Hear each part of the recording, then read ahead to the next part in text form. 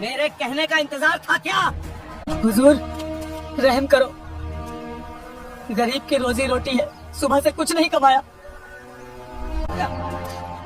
छोड़ दो इसे दरोगा जी, गरीब की बदुआ मत लो। कानून सिखाएगा मुझे? और सुनाओ, फसल कैसी रही इस बार? बस ठीक ही रही साहब, पर ये महंगाई।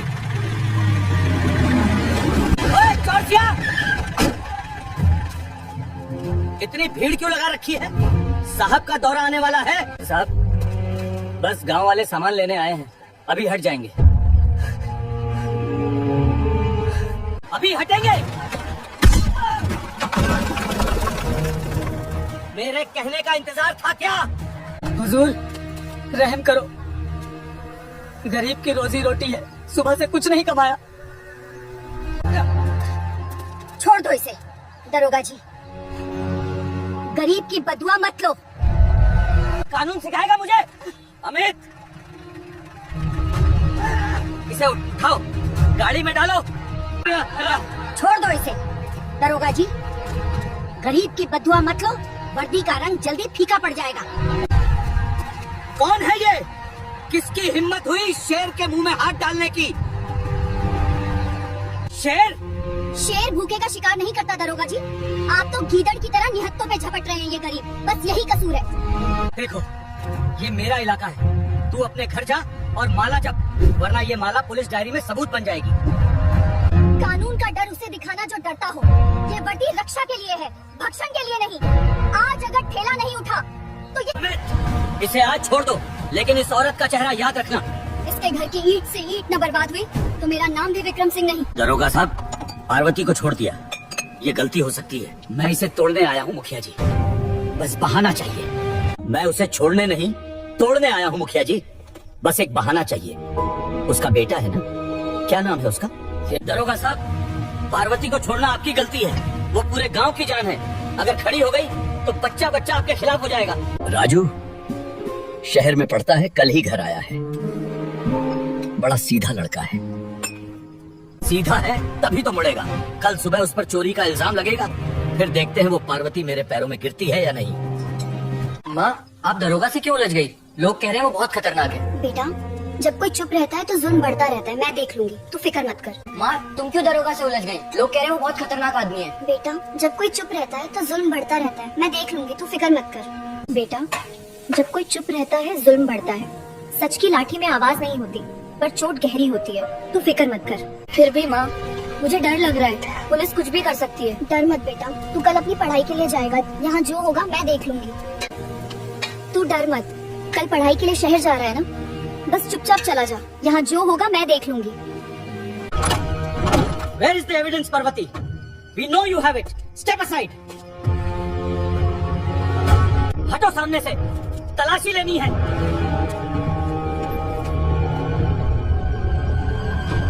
कैसी तलाशी? और इस वक्त वारंट कहाँ है?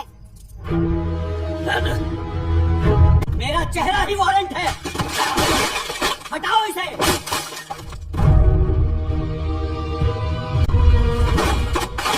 ये क्या बदतमीजी है? आप ऐसे किसी के घर में नहीं घुस सकते। साहब, मिल गया। मुखिया जी के घर से जो गहने चोरी हुए थे वो यही हैं। ये तुमने रखा है दरोगा, ये पाप तुम्हें ले डूबेगा। मेरे बेटे को अगर एक खरोच भी लगी तो मैं तुम्हारी वर्दी उतरवा कर दम लूंगी। कोशिश कर लेना, ले जाओ इसे। इन्हें मत ले जाओ। ये झूठ है। ये बैग मेरा नहीं है। आंसू नहीं, आज मेरा बेटा गया है, कल तुम्हारा होगा। डरना नहीं, न्याय होगा। झूठ, अब थाने चल, वहाँ सच उगलवाएंगे। पार्वती देवी, कहाँ गया तुम्हारा स्वाभिमान? बेटा तो चोर निकला। पार्वती चाची, हम सब जानते हैं राजू बेगुनाह है, पर दरोगा से कौन भिड़ेगा? वो तो हैवान है। इंसान जब हैवान बन जाए तो उसे मारने के लिए हथियार की नहीं, हिम्मत की जरूरत होती है। तुम लोग डरो मत, आज मेरा बेटा गया है, कल तुम्हारा होगा। हमें क्या करना होगा चाची?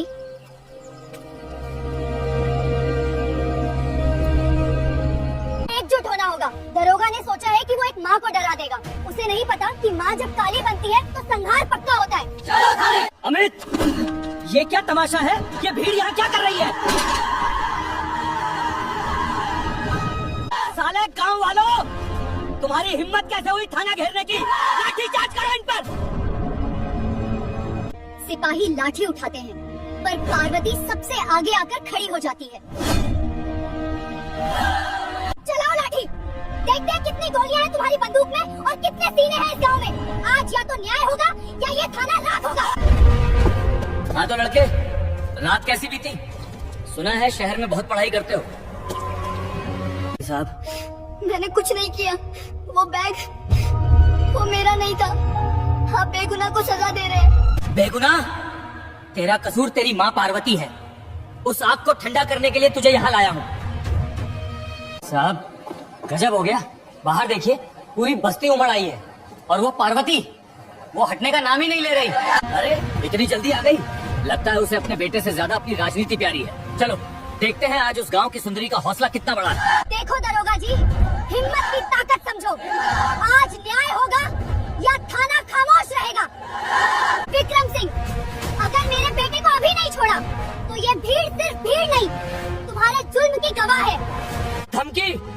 पार्वती, तेरा बेटा चोर है, अब कानून के हिसाब से ही बाहर आएगा।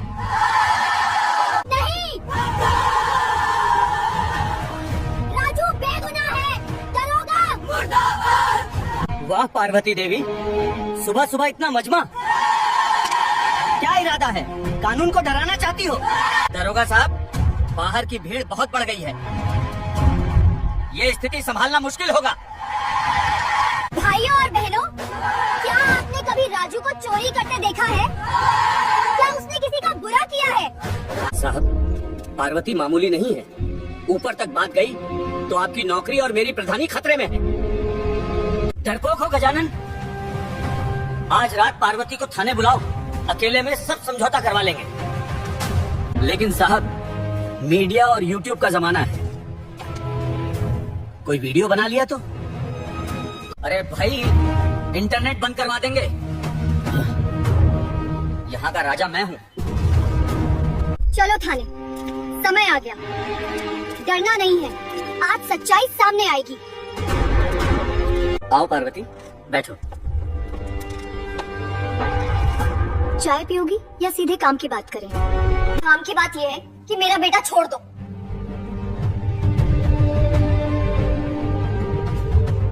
छोड़ दूंगा, लेकिन बदले में क्या मिलेगा? ये अकड़ थोड़ी ढीली करनी होगी। दरोगा साहब, सुना है आपने मुझे अकेले में बुलाया है। बदले में तुम्हें वो मिलेगा जिसकी तुमने कल्पना भी नहीं की थी। देखो, ये सब अब रिकॉर्ड और लाइव है। सच्चाई सबके सामने आएगी। क्या? ये तूने क्या किया? अमित, फोन छीनो इससे। दरोगा जी, आपकी हर हरकत अब लाइव है। एसपी साहब तक लिंक पहुंच चुकी है। हाथ मत लगाना, डेटा पहले ही क्लाउड में सुरक्षित है। अब बताओ, जेल मैं जाऊं या तुम? ये क्या? इतनी जल्दी? एसपी आ गई। साहब, एसपी आ गए। अब हम नहीं बचेंगे। नहीं, ये नहीं हो सकता। पार्वती, फोन बंद कर, मैं राजू को छोड़ता हूँ। नहीं इंस्पेक्टर साहब, अब बहुत देर हो चुकी है। अब बहुत देर हो चुकी है विक्रम सिंह। एक माँ की ममता को ललकारा था, अब स्त्री का क्रोध झेलो। सुना तुमने? ये जनता की अदालत है। अगर इंसाफ नहीं किया तो मैं धरने पर बैठूंगी। जिम्मेदारी तुम्हारी वर्दी पर होगी। एसपी साहब, इतनी जल्दी? ये कैसे हो गया? दरोगा जी, ये मैं सोशल मीडिया पर क्या देख रहा हूँ? कानून संभालना है या अपनी जागीर? सर, ये महिला झूठ बोल रही है। वीडियो एडिटेड हो सकता है। मैंने बस बेटे से पूछताछ की थी। साहब, अगर मैं लाइव नहीं आती? और कितना वक्त लगाओगे? बोरियां ही तो उठानी थी, कोई बैंक तो नहीं लूटना था। निकम्मे हो सारे तुम मुझे सिखाने आए हो क्या गलत है क्या सही है? अरे निकम्मो, गेहूं की कटाई का मौसम है, आज कोई जगह ढूंढो, हमारा सालाना तो भी लेना है ना किसानों से।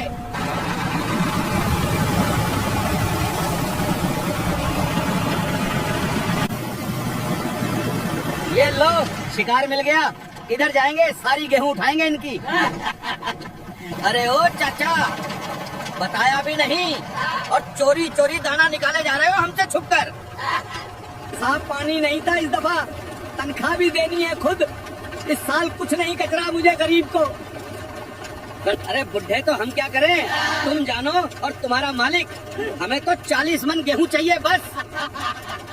साहब खुदा का वास्ता, इस दफा माफ कर दो। कुछ नहीं है इस साल मेरे पास, मैं खुद मजबूर हूँ। क्यों ज्यादा दिमाग खराब कर रहे हो बुढ़े? गेहूं दे, वरना इसी मशीन से तेरी गेहूं निकाल दे गए हम आज। तुम कैसे जालिम हमें मोहताज हो? तुम तो हम गरीबों का खून पीते हो। माफ करो मुझे इस दफा। तुम्हें अरे ओ निकम्मो, उठाओ बोरियां और डालो जीप में। इस बुढ़े से क्या छोड़ो मुझे, ये मेरी मेहनत की कमाई है। तुम्हें शर्म नहीं आती? ये गुनाह है। बुढ़े तुम रो नहीं, हम नहीं तरस करने वाले तुम पर। रुक जा बुढ़े, अगर हमारे पीछे आया तो इसी मशीन से बंद कर दूंगा तुम्हें। फिर गेहूं की जगह तुम्हें ले जाएगा तेरा वो मालिक। अब यहीं बैठे रहो अपनी मशीन के साथ, शायद ये तुम्हारा दर्द समझे। To the richest harvest and the fastest getaway, sir. We are kings today. ये जालिम हमें लूट गए, पूरी मेहनत की कमाई ले गए। अब मेरी गेहूं वापस करो। रुको निकम्मो, आज 60,000 की दहेड़ी बन गई सुबह सुबह ही हम गरीबों की। पूरी मेहनत बर्बाद हो गई, सारी फसल लूट ली। अब बच्चों को क्या खिलाऊंगा? आज कितने अरसे बाद गांव जा रहा हूँ। आज तो सारे गांव वाले खुश हो जाएंगे मुझे देखकर। अरे चाचा जी, क्या हुआ? आप यहाँ सड़क पे क्यों बैठे हैं? सब ठीक है? बेटा, पुलिस वाले इंस्पेक्टर जगतार सिंह मेरी सारी गेहूं लूट के ले गए, पूरे 40 मन।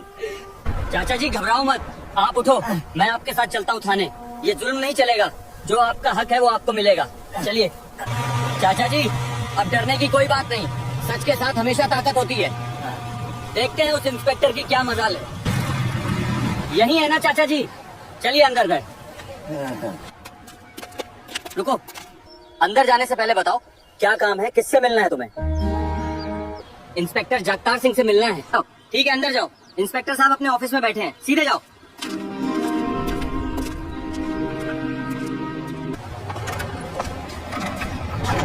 चाचा जी यहीं खड़े रहो, मैं बात करता हूँ पहले। अंदर आओ। क्या है?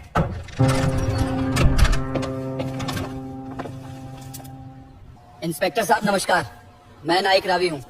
मुझे आपसे एक किसान के बारे में बात करनी है। हाँ। आपने आज उसकी पूरी गेहूं लूट ली। अरे देखो फौजी साहब आ गए। तुम्हें किसने भेजा है यहाँ?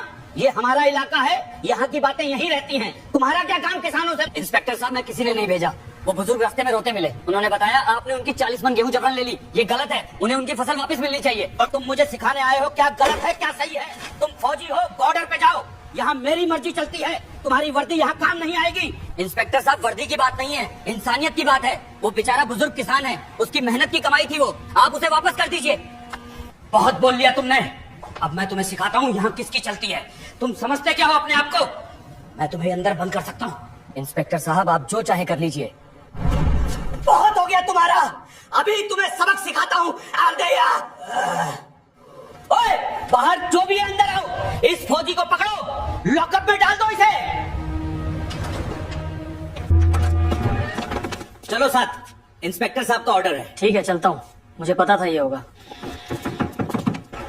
अब यहीं बैठो अपनी वर्दी के साथ, देखते हैं कौन बचाने आता है तुम्हें। हेलो सूबेदार साहब, मैं रावी बोल रहा हूँ। मुझे एक मुसीबत में फंसा दिया गया है, मैं अभी रामपुर थाने की लॉकअप में हूँ, मदद चाहिए। क्या? रावी को लॉकअप में? किस हिम्मत से किसी ने एक फौजी को गिरफ्तार किया? कौन सा थाना है ये? सभी जवानों को तैयार होने का ऑर्डर दो, हम रामपुर थाने जा रहे हैं अभी। किसी ने हमारे जवान को बंद किया है, ये बर्दाश्त नहीं होगा। जी सर। सर हम तैयार हैं, रावी भाई को जरूर छुड़ाएंगे। जल्दी पहुंचना है, हमारे जवान को किसी ने गलत तरीके से बंद किया है, उसे जस्टिस मिलनी चाहिए।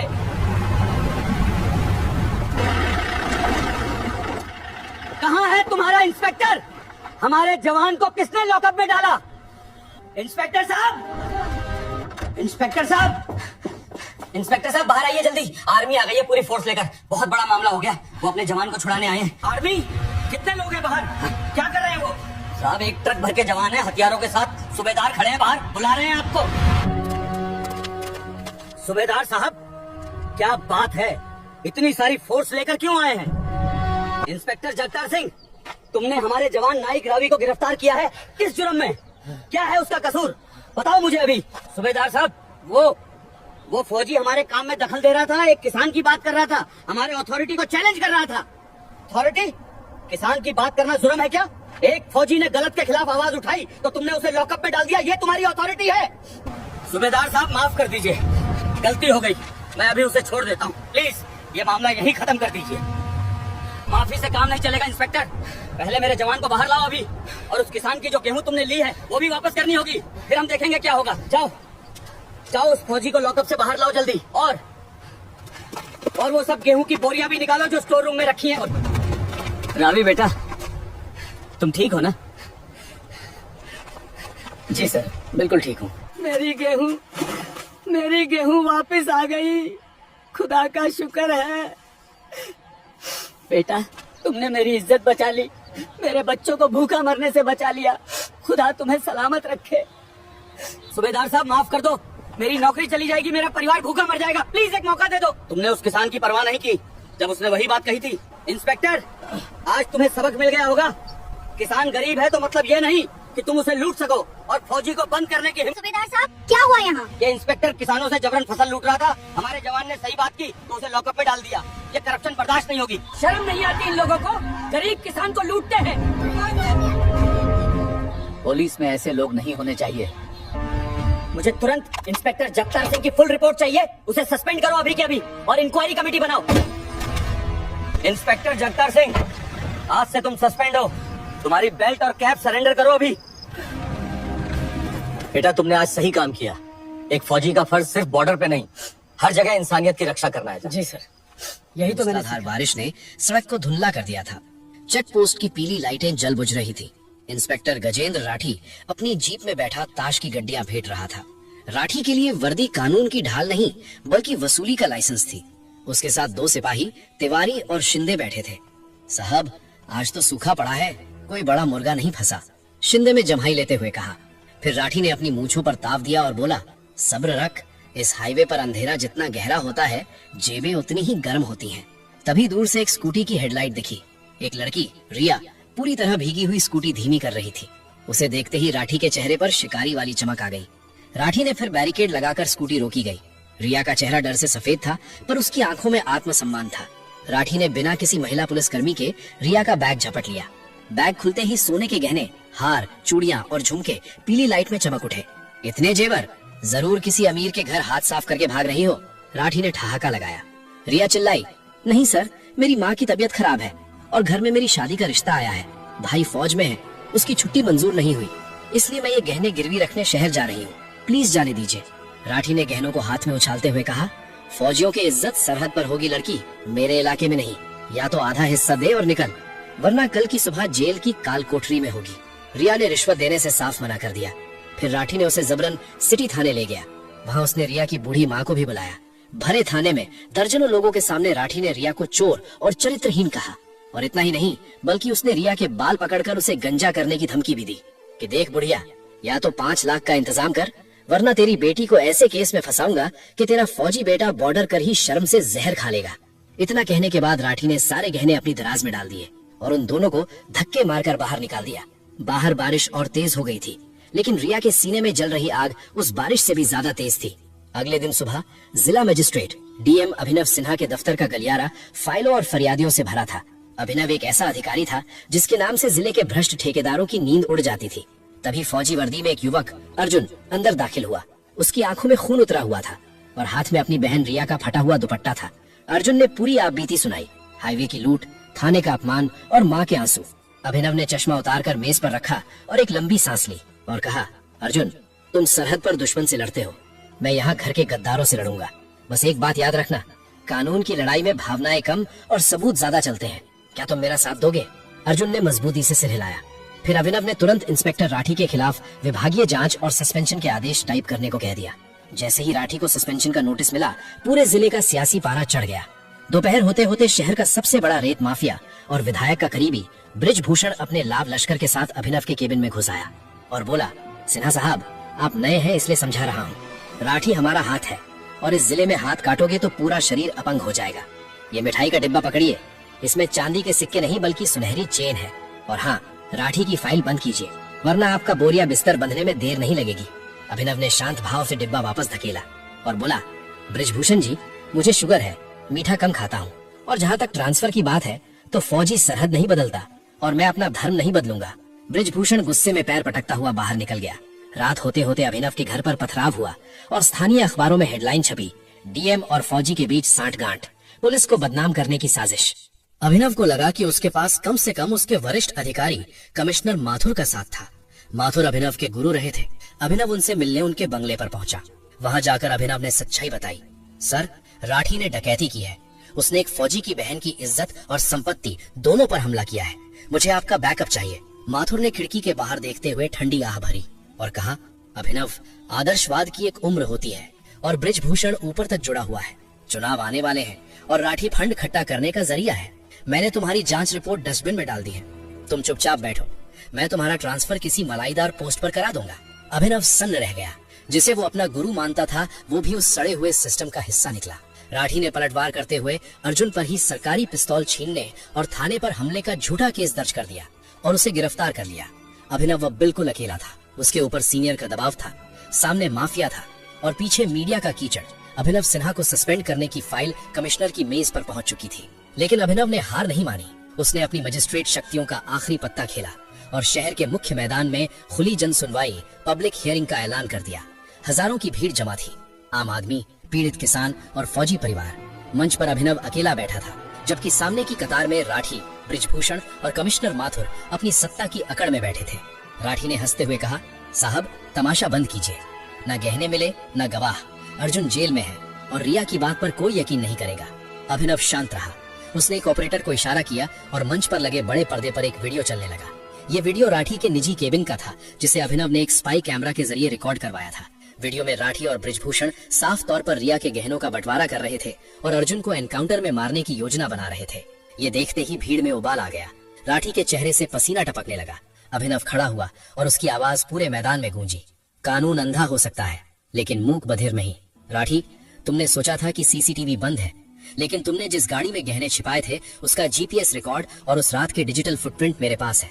और कमिश्नर साहब, आपके और ब्रिजभूषण के बीच हुए 50 लाख के सौदे की रिकॉर्डिंग भी अब भ्रष्टाचार निरोधक ब्यूरो एसीबी के पास पहुंच चुकी है। तभी वहां एसीबी की टीम दाखिल हुई। राठी ने भागने की कोशिश की, लेकिन अर्जुन, जिसे कोर्ट के आदेश पर अभिनव ने तुरंत रिहा करवाया था, उसने उसका रास्ता रोक लिया। अर्जुन ने राठी की वर्दी से उसके सितारे नोच लिए और कहा, ये सितारे देश की सुरक्षा के लिए हैं, डकैती के लिए नहीं। कोर्ट के वारंट के साथ राठी, ब्रिजभूषण और कमिश्नर माथुर को हथकड़ियां पहना दी गईं और रिया को उसके गहने और सम्मान भरे मंच पर वापस मिले। जीत बड़ी थी, लेकिन व्यवस्था का बदला भी उतना ही क्रूर था। 3 दिन बाद जब पूरा शहर अभिनव की जय जयकार कर रहा था, तब अभिनव की मेज पर उसका तबादला आदेश पड़ा था। उसे एक ऐसे सुदूर पहाड़ी जिले में भेजा गया था जहाँ न सड़कें थी न बिजली। ये उसकी ईमानदारी का पुरस्कार था जो भ्रष्ट तंत्र ने उसे दिया था। अभिनव अपना सामान पैक कर रहा था। अर्जुन और रिया उससे मिलने आए। अर्जुन की आंखों में नमी थी। सर, आपको यहाँ से हटाया जा रहा है, क्या ईमानदारी का यही अंत है? अभिनव ने अपनी फाइलें समेटी और मुस्कुराते हुए बोला, नहीं अर्जुन, ये अंत नहीं, एक नई शुरुआत है। सिस्टम एक विशाल जंगल है, मैंने बस एक झाड़ी साफ की है। लेकिन आज इस जिले के लोगों को पता चल गया है कि अगर वो सच के साथ खड़े हों तो वर्दी की हनक भी घुटने टेक देती है। मेरा तबादला मेरी हार नहीं, मेरा नया मोर्चा है। अभिनव अपनी पुरानी जीप में बैठा और गाड़ी धूल उड़ाते हुए नए सफर पर निकल पड़ी। पीछे मुड़कर देखा तो हजारों लोग उसे हाथ हिलाकर विदा कर रहे थे। व्यवस्था अभी भी वही थी, लेकिन लोगों के दिलों में इंसाफ की एक मशाल जल चुकी थी।